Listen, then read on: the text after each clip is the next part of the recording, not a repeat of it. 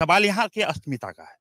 आप पिछले 20 वर्षों से कब्जा किए पड़े हैं। सपा का साइकिल लेके चुनाव लड़ने आ जाते हैं, जमानत जब्त हो जाता है तब भी आपका हिम्मत नहीं हारता। फिर आप अगली बार बस सपा का लेके आ जाते हैं, फिर हम का टेलीफोन लेकर आ जाते हैं। ऐसे लगता है कि शिवहर बना। और चिन्ह भूल गए ना, वो भी तो गिन दीजिए। बहुत सारे हैं एक्चुअली, प्रत्याशी को भी याद नहीं होगा, वर्तमान प्रत्याशी को। मैं बता देता हूँ, लालटेन भी लेकर आते हैं और जीतते हैं, और लालटेन में अपार वोट मिलता है। एक ही समय में माँ लालटेन से लड़ती है कहाँ सहरसा, पुत्र लालटेन से लड़ता है कहाँ शिवहर। शिवहर इसलिए बार बार विधायक का जिक्र करता है कि अपार वोट, जो कैलकुलेशन भी नहीं था, कैलकुलेशन से बाहर वोट दिया शिवहर ने। उसका परिणाम उसको क्या मिला, विधायक को ढूंढते रहे। अभी राशन कार्ड का सत्यापन चल रहा था, लोग मुझसे पूछते थे विधायक जी कहाँ है, हम ही को नहीं पता, तुमको क्या बताएंगे।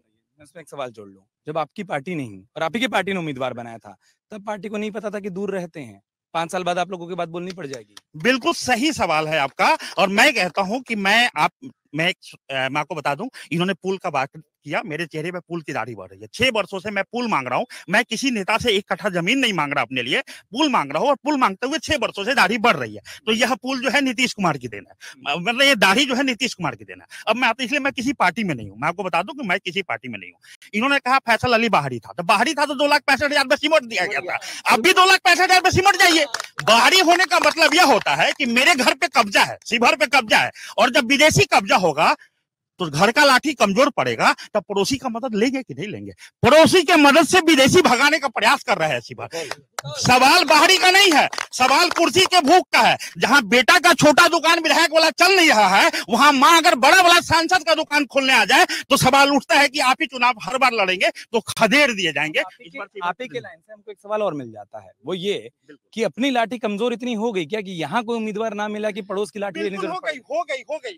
आराम से सब सारी बात आपसे नहीं ना। रघुनाथ झा जी कैबिनेट मंत्री यहाँ हुआ करते थे, उनको बेतिया और गोपालगंज भेजने वाला यही सहरसा है। लाठिया यहाँ पे राणा रत्नाकर एक राजनीतिक परिवार से जिनके सांसद रहे हैं, उनको आज घर पे बेरोजगार होकर बैठना पड़ा। तो कहना पड़ता है कि आप सहरसा के आकर हमारे स्थानीय नेतृत्व को क्रश करते हैं। इसलिए इस बार हम चाहते हैं कि आप मैदान खाली करें ताकि हमारा नेतृत्व पनप पाए।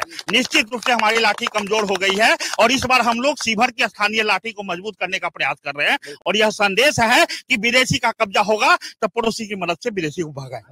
हालांकि हम सामान्य ज्ञान में विदेशी की परिभाषा दूसरी पढ़े हैं, ठीक है।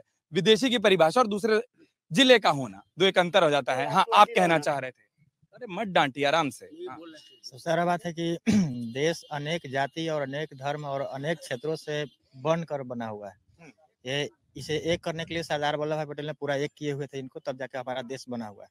अगर आप ये वीडियो YouTube पर देख रहे हैं तो हमारे चैनल को सब्सक्राइब करें और बेल आइकन को दबाना ना भूलें। अगर आप Facebook पर ये वीडियो देख रहे हैं तो हमारे पेज को लाइक करें।